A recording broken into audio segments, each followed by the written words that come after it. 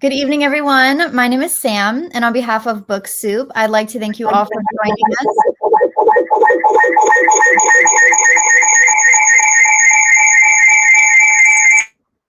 Okay, Danny, you must have two windows of this open. So if you want to just check. Oh.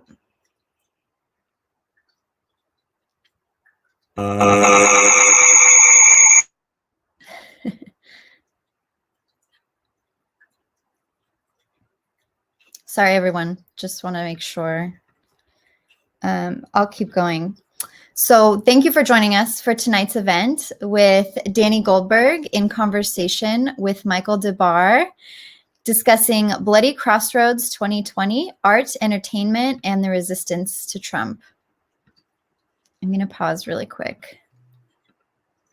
Thank you, Michael, for being with us. Oh, by all means. No, I'm delighted. It's technology is certainly not my middle name, but I think he just had two. He must have had two windows of the event open. So I don't know where he went, but he'll be back. He will come back. It's an extraordinary book. And, Danny Goldberg and I go back an awfully long way to the 18th century when pre-vinyl. There he is. Can't hear him, though. Yeah. All right, Danny, you back? I think so. There we go.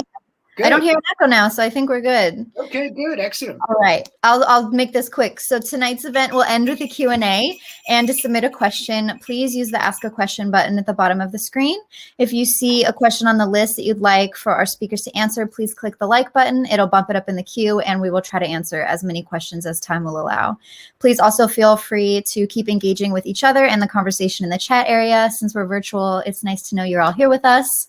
We'll be hosting more virtual events in the near future, and you can learn more about them on our website. You can sign up for our email newsletter. You can follow us on social media at Book Soup, and you can follow our Crowdcast page right here to get direct notifications. And past events are also available on our YouTube channel.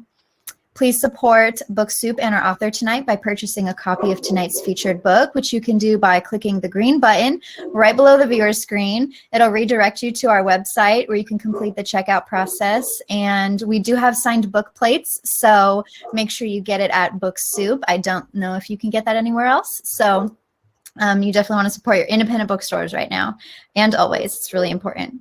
And we're also open for in-store browsing. So if you are local to Los Angeles, please stop by the store daily from 10 a.m. to 7 p.m. and we would love to see you.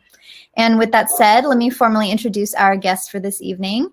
Danny Goldberg is the author of the acclaimed books, How the Left Lost Teen Spirit, Bumping into Geniuses, In Search of the Lost Chord, 1967, and The Hippie Idea, and Serving the Servant, Remembering Kurt Cobain. He began his career in 1969 with Billboard, for whom he reviewed the Woodstock Festival and later wrote for Rolling Stone and Crawdaddy. He worked as a personal manager for Nirvana, Bonnie Raitt, the Allman Brothers Band, and Sonic Youth, and was president of several major record companies. He currently runs Gold Village Entertainment, a management company whose clients include Steve Earle, Martha Wainwright, and the Waterboys. Goldberg is the former chair of the ACLU of Southern California, serves on the board of Public Citizen, and frequently writes about politics and culture for the nation. And our other special guest tonight, Michael DeBar, is an actor and rock singer. He is the founder of the bands Silverhead, Detective, Checkered Past, and became the lead singer of the Power Nation after Robert Palmer, which he performed with at Live Aid. He is the co-founder of RAD, Rock Against Drugs, a highly successful PSA that helped enthuse the culture of MTV with an anti-drug status. He's appeared in many TV shows such as Melrose Place, Seinfeld, WKRP in Cincinnati, Miami Vice, Alf, Roseanne, and had a recurring role as Murdoch in MacGyver. Currently, he DJs Little Steven's Underground Garage on Sirius XM every weekday from 5 a.m. to 8 a.m. Pacific and 9 p.m. to midnight Pacific, and is heard by more than 6 million viewers. And without further ado, I'm going to turn the camera over to Danny and Michael. Thank you both so much for being with us at Book Soup. It is an honor to have you both, and everyone please sit back, relax, and enjoy the presentation. Thank you so much, Sam. Hi, Danny. How are you? Hey, and thank you, Book Soup. This is my 5th Book Soup event, and that's 4 more than any other bookstore. So thank you so much. And I've been to all of them, I think. When we do it in real life, there you go. Yeah. Book Soup is a wonderful, wonderful place. I've been going there for 102 years now. Yeah, and extraordinary. But I'm so delighted to be with my old friend Danny. 1976 is when we met with Led Zeppelin, right? Yes, sir. It goes back a lot. 45 years. 45 years. And I remember I was just absolutely crazy, mad person, rock and roll.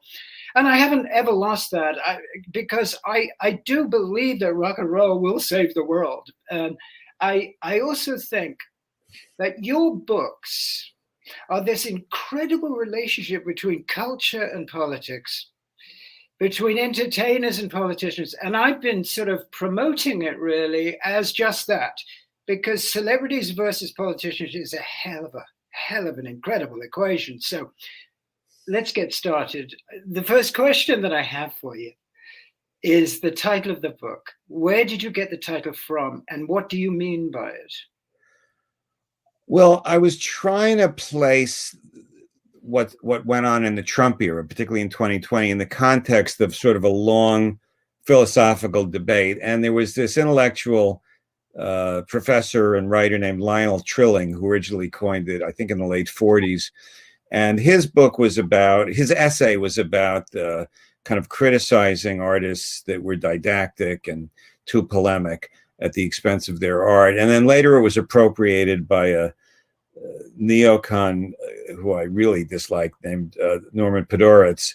But I like it. So I'm sure both of those people would be appalled by my sort of left-wing politics, but they were both writing about the relationship between art and politics.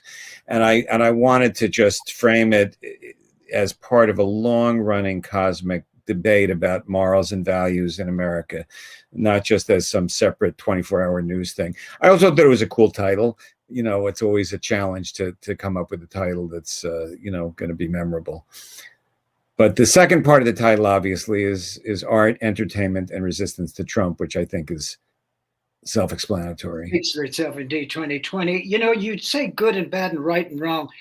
I'm fascinated by De Niro and how involved he was in it, with the power and strength of De Niro, who really doesn't speak, I mean, in terms of politics, and never has.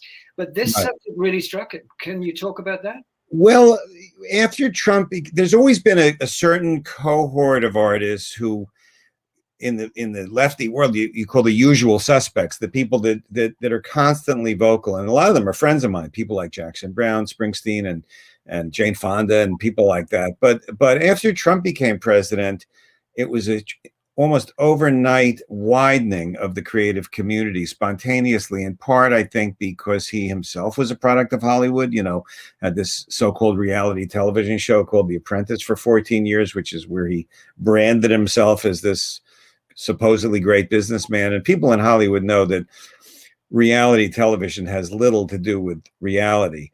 And I think because of the racism of the campaign, the sexism, and the general coarseness of it, a lot of people who were in the creative community that previously kept their politics to themselves started speaking out. And De Niro was definitely one of them. I agree with you. I don't remember him having been political before Trump, but he was immediately political. He was commenting even before the inauguration, cautioning artists not to be used by Trump. And he had 3 different times, I think, on television, he said, "Fuck Donald Trump."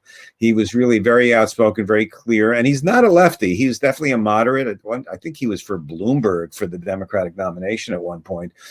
But he gave this interview on Michael Moore's podcast where he said, "Look, I know I'm from New York, but there's such a thing as right and there's such a thing as wrong." And he really cast it in moral terms. And he has the power of, decades of these amazing performances as a powerful male figure. And it was a challenge to the version of masculinity that Trump was putting out there. So I think he's one of many voices that, to me, were unique in 2020. I think it's incredible that the people were attracted to be able to buy this, monster.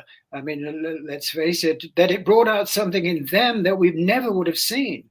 So that alone, I think, gives the book such incredible importance. I mean, you spoke with Bruce Springsteen, John Legend, who I'm really interested in talking to you about. Yeah. Name the names that have spoken with you.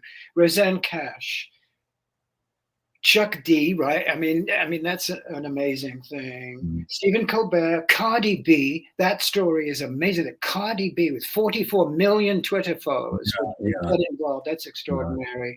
Mark Ruffalo, Jane Fonda, Robert De Niro, Bette Midler, Steven Spielberg, Spike Lee, Dave Chappelle, and Chris Rock. That's just a few. So it must have been quite an experience for you to get this stuff out of them, which they desperately needed to do. Well, just full disclosure, many of the people I did speak to, including Springsteen, John Legend, Roseanne Cash, and David Simon, producer of the show The Wire, and Brian Koppelman, producer of Billions, and many others. But many people, I was just documenting what they did, and that was the case with certainly with Cardi B and De Niro. So they were tweeting every day, they were speaking every day. I could have written 3,000 pages, if anyone would read it, of all of the different activity of the wide array. I mean, comedy. People used to say that music was the soundtrack to the civil rights movement and the anti-war movement of the late '60s when I was a teenager. To me, comedy was the soundtrack of the Trump era. The ability to go on each night and tell a joke. And when Jon Stewart started hosting The Daily Show in 1999, he was the only one 5 nights a week combining comedy and politics. After Trump became president, it was every show, every night. The New York Times started doing a regular feature every couple of weeks of documenting the late night jokes, because that was part of the political conversation going on. The bizarre tabloid quality of Trump's presidency required a tabloid response. And that was something that comedians were in a better position to do often than political pundits.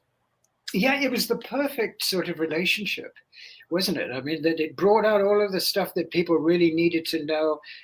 The thing for me also is it gave celebrities a citizenship, in a sense. They, when you get Ricky Gervais at the whatever award show saying, "Hey, sit down, shut up, act, dance." I mean, I love Ricky, but come on. He's a contrarian, and that was something at the Golden Globes. He said that, I think it was more to be provocative and get a reaction. I don't really know him, but I do feel that it was the broadest group of artists. In previous decades, the pops divas, the stars, Mariah Carey, Whitney Houston, Justin Timberlake, never commented on politics. Madonna limited it pretty much to gay rights and a very tentative relationship. But in this Trump era, the biggest pop stars, Taylor Swift, Cardi B, Demi Lovato, were all Lady Gaga, front and center in terms of weighing in, because I just think they felt kind of morally impelled to do it. And it was part to me of the atmosphere of 2020. I don't think people change their minds about who they're going to vote for, or whether or not they like Donald Trump based on what any particular artist says. But I think in terms of raising the level of urgency and intensity, yes, that artists and celebrities can matter. And in an era where turnout is the big factor in winning elections, I think they were part of the mix. And but the Biden campaign, I think, knew it. Biden reached out much more to artists and celebrities than many previous Democratic candidates did. Every single night at the Democratic convention was hosted by an actress. He did an interview with Cardi B days after she released WAP, which is her big single, and those letters stand for wet ass pussy. And the Republicans were immediately criticizing her. She had been a big Bernie Sanders supporter, and she wanted to tell her platform, as she put it, that even though Bernie was her first choice, that Bernie was supporting Biden and she was supporting Biden. I don't think it hurt. I think there's a lot of different things go into how people decide whether or not to vote, and whether or not to vote for one of the two major parties. In 2016, these so-called third parties, the Green Party and Libertarian Party, got about 5% of the vote. I think it's 5.7%. And by 2020, that was down to 1.7. And that 4% differential is why Biden won.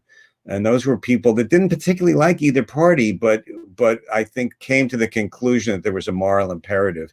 I know Susan Sarandon, who famously wouldn't endorse Hillary Clinton in 2016, because she's such a Bernie person and lefty. God bless her. In 2020, she announced she was voting for Biden, as she put it, to fight fascism. And I think that those voices helped on the margins, and we live in a political system where the margins matter. You broke it down into 4 different things where this mad congregation of weirdness was in 1947, right? In 1970, and 1987 and 2002, right? All of those had this particular feel. Was this the hors d'oeuvre to the main course? No, I wanted to create a historical context because some people became so obsessed with Trump, you would think that racism began with Donald Trump. It didn't. Or you would think that the debate about community versus tribalism began with him. It didn't. So I wanted to create some historical context. To me, the beginning of this era of so-called show business and politics in America starts in 1940 with Charlie Chaplin, when he did The Great Dictator before the United States entered World War II. And that was a very controversial film. The Nazi government tried to get it stopped. Roosevelt called the studio and asked them to please make it. He screened it at the White House. Then when I looked at the subsequent decades, I realized that entertainment was more important as part of the American conversation politically during times of right-wing dominance. So I picked 4 years just to sort of connect some dots to get us to 2020. And I started with 1948, which was the year. No, I didn't start with 1948. I started with 1947. Yeah, 1947, when Republicans took over both houses of Congress, and it was also the first year, that Nixon was in the Congress, that Joe McCarthy was in the Senate, and that John Kennedy was in the Congress, and that was the era that dynamic of the Republicans take over the Congress is directly led to blacklisting that haunted the entertainment business for the next 10 years, and then I wanted to deal with the Nixon period.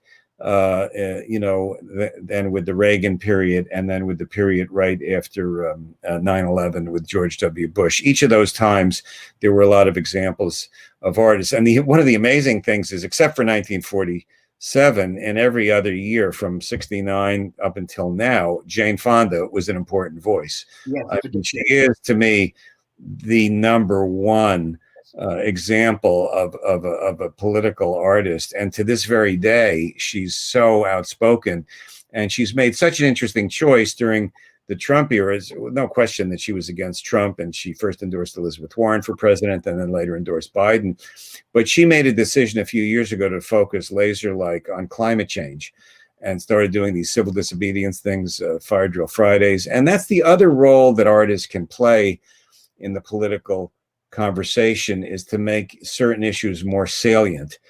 Certainly the gay rights movement, I don't think, would have been as successful over the last 20 years without a lot of entertainers coming out, and shows like Modern Family and celebrities like Ellen DeGeneres.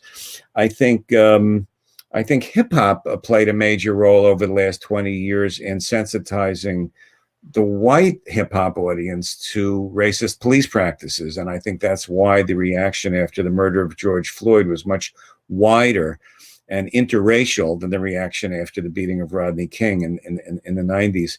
So I think that that's the other part of it. And then there's the art itself, not just activism.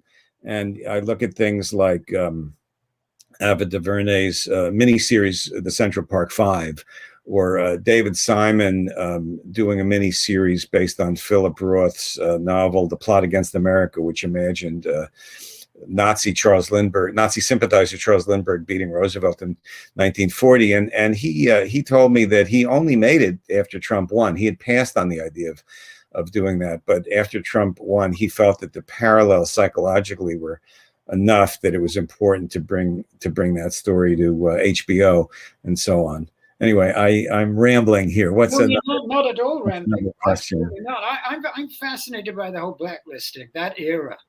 Oh yeah, me too, dude. I went down when I was first researching the book. I was reading book after book about blacklisting because it's, I grew up. My parents talked a lot about it, and the moral choices that creative people had to make in those years. Their entire career was at stake, and people committed suicide and so forth. But I realized in terms of a Trump narrative, I had to keep it to a minimum. But it's incredible. And one of the dark forces that I'm obsessed with, along with many other people, is Ayn Rand, whose novels championed libertarian ideology and against any kind of sense of community or liberalism. And she actually was so instrumental in blacklisting. She testified before the House Un-American Activities Committee, contributed to a guidebook for producers to not show businessmen in a bad light. Before Congress, I think, or maybe in the guidebook, criticized the movie "It's a Wonderful Life" because it was unsympathetic to capitalism. And to this day, Ayn Rand's a great favorite of many oligarchs. Donald Trump himself, who's not known as much of a reader, I found a quote from him saying how much The Fountainhead meant to him. His heinous former Secretary of State, Mike Pompeo, Mnuchin, all of the Trumpers were big Ayn Rand fans. So that dark philosophy, and that dark philosophy was manifested through fiction, through novels. So art's a neutral force. It can affect people for good or bad. It's not like all art's left wing, but most of it is, thank God. Yeah, absolutely. The blacklisting thing is Reagan. Well, Reagan was the head of the Screen Actors Guild when blacklisting started. He helped enforce it, and then, of course, when he ran for president, he was a lot more subtle than Trump, but he was appealing to a lot of the same dark forces. Certainly, racism. I mean, he started his campaign famously in Philadelphia, Mississippi, which was known as the place where 3 civil rights workers had been murdered. And in the speech, he said the South will rise again, and talked about states' rights. And the question about states' rights in that context was always states' rights to do what? And it's always ended up being something about race was the only state right that they seemed to be fighting about. So, and he was a pure product of Hollywood. So the right wing has used Hollywood really more than the left. They've minted 2 right-wing presidents who were branded by their celebrity in Hollywood. But most of the creative community veers to the left, not just in America, but throughout history around the world, going back to Tolstoy or Victor Hugo or Emile Zola. There's something about artists that tend to identify with the oppressed, with the outcast, and to have a more inclusive, support more inclusive and liberal, policies. And, we need those voices because Lord knows there's an enormous amount of money and power behind the Ayn Rand philosophy. I think one of the quotes in the book, if I may read a quote from the book, it is, quote, "I am convinced that American political culture is more progressive as a result of the involvement of artists." Yeah. Could you expound on that? Well, I think you could go back to the novel Uncle Tom's Cabin by Harriet Beecher Stowe that Lincoln attributed a lot of the anti-slavery sentiment that allowed him to get rid of slavery finally. Certainly in terms of race relations in the 60s, John Lewis called R&B and rock and roll the soundtrack to the civil rights movement. The pictures on television of kids of different races dancing with each other was part of the consciousness breakthrough. The idea of Country Joe and the Fish at Woodstock yelling against the Vietnam War was part of making it cool to at least that cohort to be anti-war, and that was a cohort who were subject to the draft. I mentioned the gay rights and the police racism practices. So I think they've been part of changing the cultural atmosphere. This guy Andrew Breitbart, who's created the right-wing site Breitbart News, which was later run by Steve Bannon, who then became Donald Trump's campaign manager, famously said, politics flows downstream from culture. So again, the right wing has long known that culture creates or reinforces values, creates an atmosphere of what we used to call cool or not cool. And I think artists play a role in that. I don't want to exaggerate the role of artists. I'm not trying to diminish academics or politicians or staffers of the political media or all the other conventional ways that people learn about and form ideas about politics. But I do think that it's not enough anymore for the Democrats, especially in this era of social media and fragmentation. You know, we used to just have the 3 networks. Now we have a zillion. And I think that in this era, creative and artistic voices have more political relevance than they did in the past, not just because of Trump, but because of what's happened to the media. I think the power and the reach of celebrity speaks for itself. I would just think, since we both grew up in the music business, right? Yeah. If we grew up at all. If we grew up, assuming we grew up. Exactly. Yeah. But the times, as it were, to paraphrase Bob Dylan, have changed. So I'm wondering where the protest songs of today are. Well, I don't think there were that many protest songs in the past. That's one thing. I'm a nostalgic baby boomer. I wrote a book about 1967. I the year I graduated from high school and all that. But there were only a handful of artists who actually wrote protest songs. It's really hard to write a protest song that's also a good song. And even Pete Seeger would say, if it's not a good song, it doesn't matter what the politics of it are. But I think generally speaking, the recent generation of artists is more politically engaged. It's a wider group, like I mentioned, includes pop icons. And when we were growing up, I mean, the Rolling Stones never did anything political. The Beatles never did anything political. John Lennon did. So Jimi Hendrix, the Star Spangled Banner at Woodstock is his timeless political statement, but that was poetic. He certainly wasn't polemic. So, we had the Jefferson Airplane. We had Phil Oakes, a great hero to me growing up, early Dylan, and so forth. But I think Springsteen's written some political songs, certainly 41 Shots, American Skin after the murder of an unarmed African-American man by New York police holds up. I think certainly hip hop has been the most political musical form.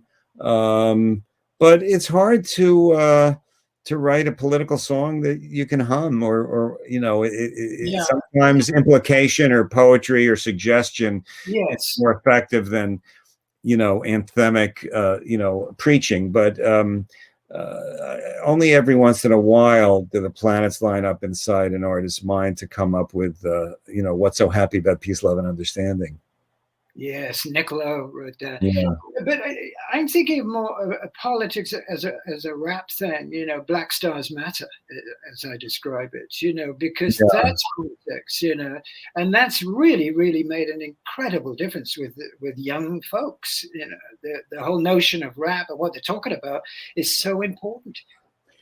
Well, I agree. I think the reaction to George Floyd was informed by a couple of decades of hip hop songs calling attention to the fact that it's really different for a Black person to be pulled over by the cops than a white person. I think that's been a big contribution of hip hop, and I think as a genre, it's a lot more political than rock and roll or R&B was. Okay, let's switch over to a character in your book that I think is absolutely fascinating, and that would be Adam Schiff. So funny, I'm just reading Adam Schiff's book. I think it's called Midnight in America, and it's just great. He's a terrific writer. Yes. I've been reading it all day just because, I've been on the train. How funny, how interesting, but he's so interesting, this guy. Yeah. And apparently he does stand-up in clubs.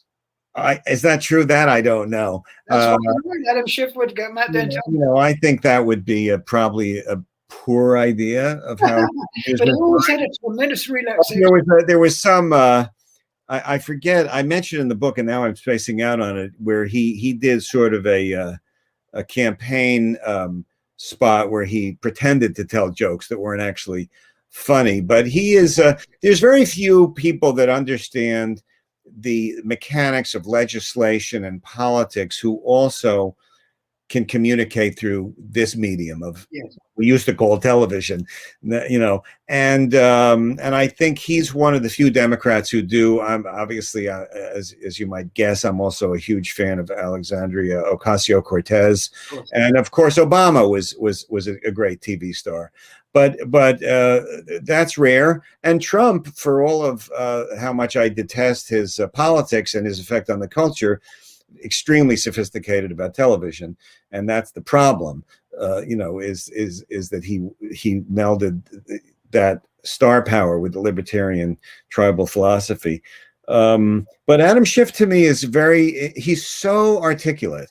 Yeah. His mastery of the language is so great that he was able to pop through a few times, particularly during the first impeachment hearings when it was needed, and that began the run, I think, with Schiff. But let's turn to the victims of this whole thing, which would be Kathy Griffin and Roseanne Barr. I think that's a fascinating sort of public execution. Well, Kathy Griffin is funny. When the first person I spoke to when I was doing the book was her, I just was so.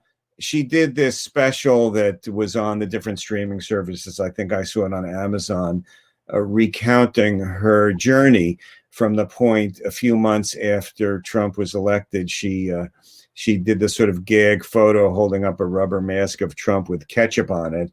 And then Trump and his wife and his son all just went nuts on as if she was actually endorsing the killing of the president. And they had an investigation into her, and she was put on the no-fly list. She had booked 25 shows, all of which were canceled. And the website TMZ, this guy. Was very kind of Trumpish in gleefully reporting every cancellation. Anderson Cooper, who had co-hosted the New Year's Eve show for years with her on CNN, disavowed this so-called disgusting image. And her career was really, it looked like, okay, this is the beginning of blacklisting 2.0. But it turned out it wasn't. She was resilient, and she went and did some international shows, got great crowds. Time passed, and I think she did this terrific special. I don't remember the name of it right now, but you could find it. It's her most recent special.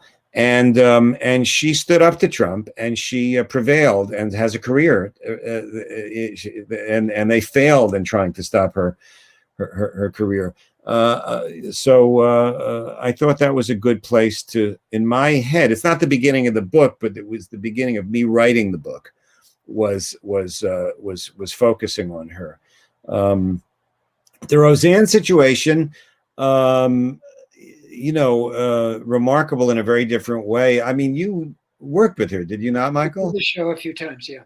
And you were like friends with her. I mean, I always admired. First of all, I loved the show. I mean, I thought the original Roseanne show was just one of the great television shows of all time. Yeah. And I had associated her as being kind of a lefty. She was certainly for gay rights and other things, but somehow along the way she became a Trumper. And that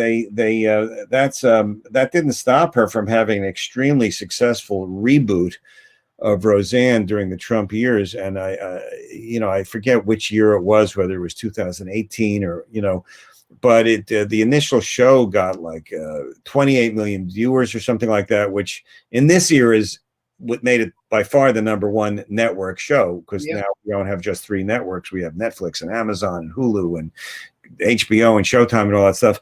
And it was pretty good. I saw the first episode. I thought it was really interesting because she, obviously her own character, Roseanne Connor, she also made that character a Trumper, and she made her daughter a Green Party voter. And it was kind of a vehicle, I thought, potentially like All in the Family was, that through a comedy show to deal with contemporary issues. But then like 4 or 5 weeks later, she did this tweet about Valerie Jarrett, who had been a senior advisor to Barack Obama, and implied that she was part of the Muslim Brotherhood, and also that she looked like a character from Planet of the Apes. And, calling someone, equating an African-American woman political leader with both an animal and a terrorist was just something that was not sustainable in the American culture at that moment. And Disney canceled the show, even though it was a hit. So that was just something that happened during the Trump years, and I wanted to document it. Not every artist was against Trump. Kanye West supported him, and Ted Nugent, and our old friend Gene Simmons visited the White House and the Defense Department. I mean, there were a handful of Kid Rock. There were a handful of them, but a very small handful. It's interesting how small it was that people, Yeah. but I mean, the victimization also of Fauci and so on and so forth, all of it suddenly was okay for him to, really lay into these people. Like, imagine Barack Obama saying this stuff to, I mean, being so cruel to various people that had different thoughts from him. I think that the love and the compassion of a leader really struck people with him being so isolated and so demonic. It drove people crazy, and so they had to talk. Who was the most shocking interviewee that you had? I don't really remember being shocked by anybody, but I was very, very impressed with John Legend, who you mentioned before. His level of sophistication and intelligence were really even beyond what I was expecting. He's somebody, he told me, and I don't think he only told me this, but I learned that from the time he was a kid, he had always equally concerned about politics and music, and he'd written an essay about this when he was in high school. Yeah. And he is he's like the way Adam Schiff is. Every word is precise, intelligent, and thoughtful. And I think he's a long distance runner. I think John Legend's going to be part of Americans' political conversation when you and I are no longer on the planet. His surname is certainly true, I mean, and he is amazing. I mean, what he's and he's also in his own way, because he's not, he's got a flamboyance about him, but there's also kind of a down to earth quality of him. But he is one of a handful of people who's won all 4 of the major awards: Emmy, Grammy, Oscar, and Tony. Yeah. And what is he, 40? I mean, he's it's an extraordinary achievement what he's accomplished. Yeah. And Trump hated him. Trump tweeted about him and bad mouthing him, and the right wing knows that Hollywood writ large, I mean, they use that as a catch-all for the whole creative community, is a threat to their kind of brainwashing of part of the public. And so, like the QAnon conspiracy theory claiming that Hillary Clinton and other people are child molesters and all sorts of grotesque things, they include a lot of entertainers, and they include John Legend and his wife Chrissy Teigen, and Legend said to me, says, look, if you could actually believe, they're describing horrible, evil behavior, and if you could believe that people were committing that behavior, it would justify doing anything to them. And that's the old like the blood libel against the Jews back in Europe, or when they said they were drinking the blood of children in Passover. It's no coincidence that QAnon includes a lot of entertainers in their imagined conspiracy, because it's a vehicle of authoritarian, libertarian, fascist politics that wants to weaken their enemies, and they recognize the creative community is a threat to their power, and they're right, it is a threat to their power. Yes. Who can imagine Tom Hanks eating a baby? I mean, good Lord. No, he's on that list. I know. Exactly. Of all, it's of like all people is right. That's a great right? title for something. But okay. So Danny, we're getting near the end here. But I just wanted to ask you something about the future, perhaps, and that would be the triumphs, really, of 2020. What does that look like now? Well, I mean, it looks like a victory, and the question is, it's no final victories. I think John Kennedy's former campaign manager, Lawrence O'Brien, wrote a book called No Final Victories. And, now Biden's down in the polls for the moment, and a lot of the pundits are moping around. But I think it's nice to recognize a victory. Not so easy to beat an incumbent president, especially one who controls the post office and has enormous money behind them and is the master of social media. And I think it's important to appreciate that victory, appreciate the coalition that created it, which is very broad, but did include artists. And I think that from the artistic point of view, anybody out there that's an actor, a singer, or with access to an audience who feels that that was a final victory, they better wake up. We need to get the band back together again. There's midterms coming up, and it's time for a reunion tour. No solo albums. Yeah, not after January 1st. We've had our year of, but I think it's going to be the debates about a community versus individuality, about race, about gender, about economics. Is it okay to have this incredible disparity of wealth? Is it okay that the United States is the only developed nation that doesn't have universal health care, and that people have college debt here that they don't have anywhere else? Is it okay to be so slow in dealing with climate change? These debates are not going to go away, and we need a broad coalition to try to win them, because there are entrenched forces, obviously, on the other side. So I'm really so glad that so many artists got more political. When I was living in LA and you and I were hanging out in the 80s and 90s, it was a relatively small group of artists that were into this. And now it's really, I think every public figure has to decide. Not everybody finds it in themselves appropriate to be political as an artist. Some really want to keep that private, and I respect that. It's not an obligation, but it is an opportunity. And for a lot of people, feel it's an obligation. I mean, when I was speaking to Mandy Patinkin about this, who did, him and his wife, Catherine Grody, did this incredible series of videos going into the election for the Democrats that got millions of views and had this charm and humor about them that was totally different from a typical campaign spot. He said to me, and I said, why do you think so many artists feel this impetus to be political? And he said, it's very similar to the part of them that, when it goes wrong, makes people kill themselves. He said, it's a deep place of understanding human suffering, and some people are defeated by it, and some fight through it, and then recognize that to feel good about themselves, they have to be conscious of other people.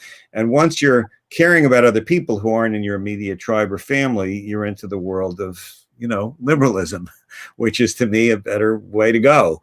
But it's a word that became discredited because a lot of people twisted it, especially during Vietnam and others. But it's still a word I grew up with, and I don't mind using it, although progressive is, the word mostly used these days. So I think that I think a lot of artists who got involved are going to stay involved. I think once it's in your DNA, it doesn't leave.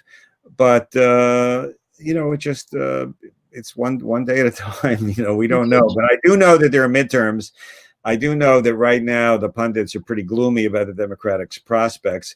And I think the key to winning is increasing the turnout of people who agree with us, of making sure that particularly young people who have a lot to be cynical about, but when they're motivated, they vote 2/3 for the Democrats. Yeah.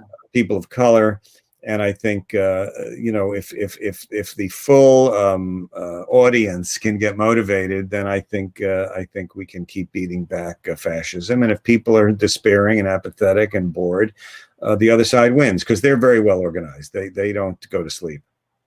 I think the incredible thing about your book is, I read this sentence that was, celebrities who believe in justice were on the fashion pages, the style pages, and now are in the news pages, and that's a tremendous shift. What do you think about that change? I think the news media started to recognize this. It's actually the first paragraph of the book. I point out that there was a story in the Washington Post about the reaction of John Oliver, Cardi B, and some other performers to one of these dreadful shootings, at a shopping mall or something like that. And that was the headline, just listed these performers. And it was not in the style section or the entertainment section. It was on the news pages, because with a reality television star as president, that became the new normal. And I think it's going to be the new normal for a while because of what's happened to the media. We don't have the 3 evening news shows controlling the political narrative. It's the most fragmented it's ever been, and social media obviously makes it even more that way. And it's hard to reach enough people through conventional political media. You need these alternative channels also to get into different kinds of brains. A lot of people don't like to read the op-ed page or watch news on television, but they still get to vote. and they still might contribute $10 or $20 to a campaign. And the right wing is pretty good at reaching their audience. They have Fox News, they have right wing talk radio, they have extremely well-funded social media campaign. I get dozens of right wing emails a day, and if you look at the top viewed Facebook posts every day, usually 7 or 8 out of 10 are right wingers. Dinesh D'Souza or Shapiro or Dan Bongino or these people. And, the artistic community writ large is one of the only tools that the left has that reach people in that populist emotional space. So I think it's going to keep going on. I just thought it would be fun to document 2020 in a granular way. First part of it, I was in lockdown, so I had a lot of time on my hands. And secondly, I thought it was sort of the other campaign. There were these two campaigns going on at the same time. They were intertwined, but they were different. But there's a tremendous, your book really, really does manifest all of these things, Dan. And I just wanted to congratulate you on bringing this together for people. The book absolutely knocked me out. It's probably time to take some questions, perhaps. Yeah, let's see if anybody has some questions. That would be nice. Yes, I'm not sure quite how to do that technologically, but well, I can read them for you. yes. Okay, that'd be good. Thank you, Sam. Okay. So from Katrina, we have Danny, as a former and keyboard member of SC/ACLU, what's your sense of the state of free speech in these times? Well, I think speech is pretty free. I think the internet solved that. I was so, when I first was politically active in the 80s, I was so worried about the labeling of lyrics on records and would people under 18 be able to buy hip hop records or rock and roll records? That problem certainly got solved. I know there's and I try to cover it in the book, there's this whole theory that there's a cancel culture, and that people who say controversial things, especially comedians, are suddenly vulnerable to being canceled. For example, recently I was doing an interview and someone said, what do you think about David Chappelle being canceled?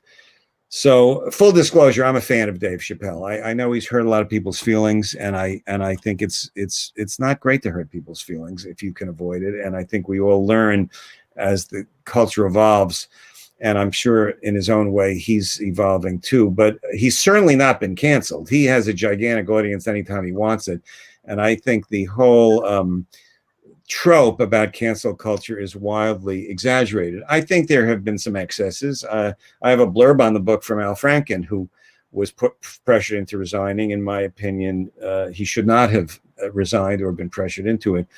But I'm not too worried about white males feeling canceled. I'm worried about the long, decade-long and century-long patterns of racism and sexism and homophobia and transphobia that really risk people's lives. I think there are excesses. I think it's important to allow artists and comedians a wide breadth. I'm pro-artist, I'm pro-free speech, and I always will be. But I don't think that there's a big problem with free speech in the country. I think there's a problem with brainwashing on certain parts of the country, and closed-mindedness and tribalism. But I think free speech is not on my top 10 list of worries right now. Bravo. Another question. Yes. Sage asks, has politics been changed for better or worse post-Trump? Well, it's better that Trump's not in the White House. In my opinion, I guess if you're a Trump fan, you'd feel the opposite. But, it's still a very screwed up system. I mean, we have this 18th century system. It's not really a democracy. We have these, I don't even know why we have a Senate. But people talk about why we have a filibuster. I think they're also wondering, why do we need a Senate? Why should Wyoming have 2 senators and California has 2 when 100 times more people live in California?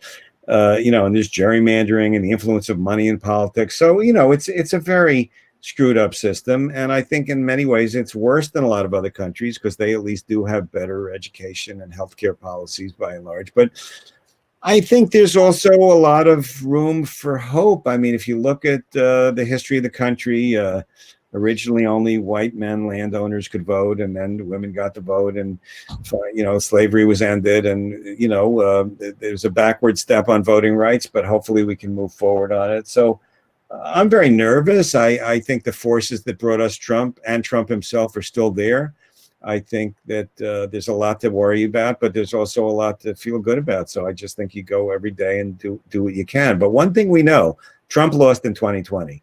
We do occasionally have victories. And I think it's so easy to become pessimistic with the problem of climate change and the weirdness of Trumpists.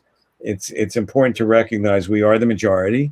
And although the majority doesn't always make decisions in this country because of our screwed up system, it's a good start to have a majority. And another question, Sam. Yes, this one's from Michael. To what degree are controversial issues like defund the police and critical race theory dangerous to the Democrats? Are these legit issues? Well, critical race theory is completely not legitimate. I mean, it's not taught in public schools. Trevor Noah had a great line after the guy won in Virginia, Youngkin. He said, okay, he's won, and therefore critical race theory will not be taught in the future in public schools in Virginia or in the past. So that's a completely manufactured issue that is in a long tradition of race baiting and scaring, white people into thinking that something or other is going to happen to them. I think the police issue is much more complex. I asked John Legend about the phrase defund the police, and he gave an aggressive defense of it that I put in the book, and I really respected him for it. But obviously, there is no Joe Biden never said defund the police. Kamala Harris never said defund the police. Nancy Pelosi never said defund the police. The right wing lies, and they accuse their opponents of saying that they're socialists. They used to call Obama a socialist. Let me tell you something. I'm a socialist. Obama's not a socialist. Far from it. But I think that the anxiety about safety is real. I think the anxiety about crime is real. It's an incredibly complicated issue for Democrats to deal with. And we have an interesting situation in New York where a former police officer, African-American police officer Eric Adams, just been elected mayor. And it'll be interesting to see how he handles these issues. He's being, some people think he could be a solution the way he deals with it. I hope he does a good job. But that's going to be an ongoing issue that's actually a real issue of what's the balance between restraining police from doing illegal, racist, and violent things, but still empowering them to enforce the law and have dignity and respect, and get rid of the bad ones and celebrate the good ones. I don't know how to do that. I'm just a guy who wrote a book about show business and politics. But I think that's a real issue. I think the critical race theory thing is a completely manufactured, phony issue. And I think there's been a failure of communication by the Democrats on both of these things. They could use some show business help, particularly on this critical race theory thing, which is a complete mythological crisis that's been invented to gin up white anxiety. I have one last question for you, Danny, and it's quite simple. What's next for you? Oh, I have no idea. I'm looking forward to a weekend of getting some sleep because it's been a busy week. But I'm still in the music business, and I'm very grateful to work with some artists: Steve Earle and the Waterboys, Martha Wainwright, Ben Lee, who's just moved back to LA after a triumphant year in Australia, and I'm gonna milk this book as much as I can, write about these themes as much as I can, talk about it, and see where it takes me. To me, it's always sort of the first 6 months after a book, I'm still living in that book space. I don't know if I'll write another one, but I really am glad I wrote this one and that somebody wanted to publish it. We'll see what happens. But I think that this subject of the relationship between artists and politics is going to get bigger, not smaller.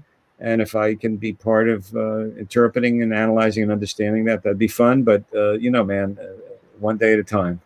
Absolutely. It's a remarkable book. And I do absolutely, my heart of hearts, know that it will become a sensational documentary. And I congratulate you on a job well done. Bravo. I love you. God bless you for giving this message to us. And to everybody out there, thank you so much for being part of this. And I'm sure we'll see you somewhere down the road. Yeah. Hey, thank you everybody for coming. It really means the world to me because you never know who's going to show up. Of course, Michael's extreme Twitter prowess helped, but I appreciate each and every one of you. And many of these names are people that are close friends of mine for many, many years. And I just thank you so much for spending some time tonight with me and Michael. Thank you both so much for being with us. This was such a great conversation, and I'm really glad I got to host you both. Book Soup is happy to have you. And everyone, please get your copy of Bloody Crossroads 2020 with a signed book plate while we have them. And hope to see you both at Book Soup soon. And everyone have a wonderful rest of your weekend. Thanks, Mikey. Thanks, Sam. Thank you. Good night.